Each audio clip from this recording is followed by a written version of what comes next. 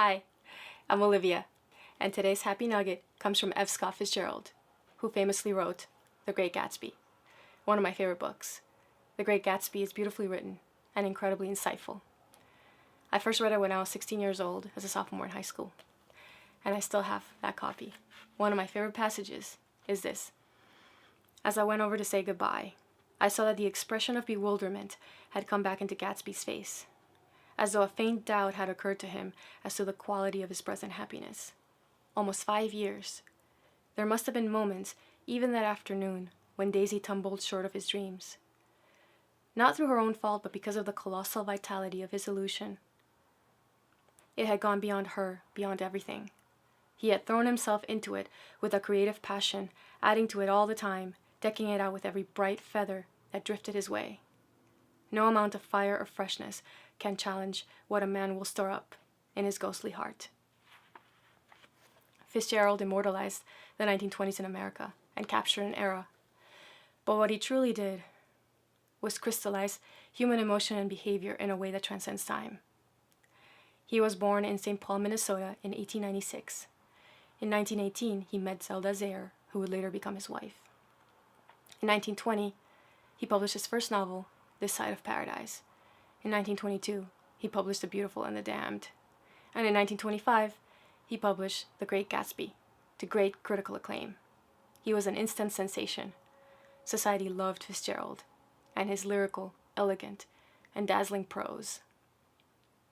Fitzgerald and Zelda led a tumultuous life, and in the 30s, she had 2 nervous breakdowns from which she never fully recovered. Fitzgerald never recovered from losing Zelda, drinking too much, and withdrawing from the public eye. During this period of the Depression and the war, society cast Fitzgerald aside, the literary world thinking his writing too frivolous and out of touch with the times.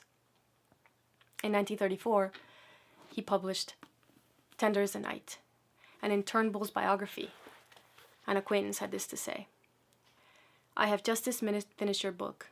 It is a living thing. It is a miracle. It is writing and painting in one, and instantaneous photography too. Transmuted into the highest art. You have somehow got it all down, all that makes life and their character, and such an array of people. It is a colossal work. You must have sweated blood to write this.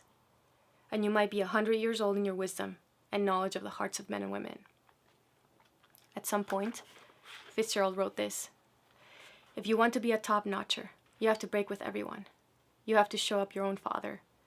At first they will throw you out for it, but in the end they will take you back on a different footing when the world acclaims you. You've got to go a long, lone path." Fitzgerald died too soon, of a heart attack at 44, thinking himself a failure. In 1940, when he died, there were unsold copies of the second printing of The Great Gatsby in the warehouse. In the first half of 1940, there were recorded sales of 7 copies of The Great Gatsby.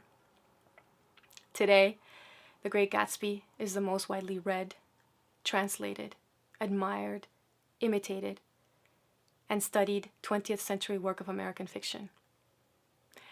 Before he died, Fitzgerald began to write The Last Tycoon, and in typical Fitzgerald style, he envisioned it to be the greatest story about Hollywood ever told. Even if part of Fitzgerald stopped believing in himself, the love for his craft and the belief in himself at the core were greater than his fear. Even if the whole world stops believing in you, never stop believing in yourself. The world will catch up soon enough. And that's today's Happy Nugget.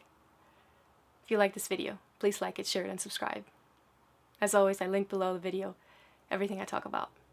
I hope you have a wonderful day. Thanks for watching. See you next time.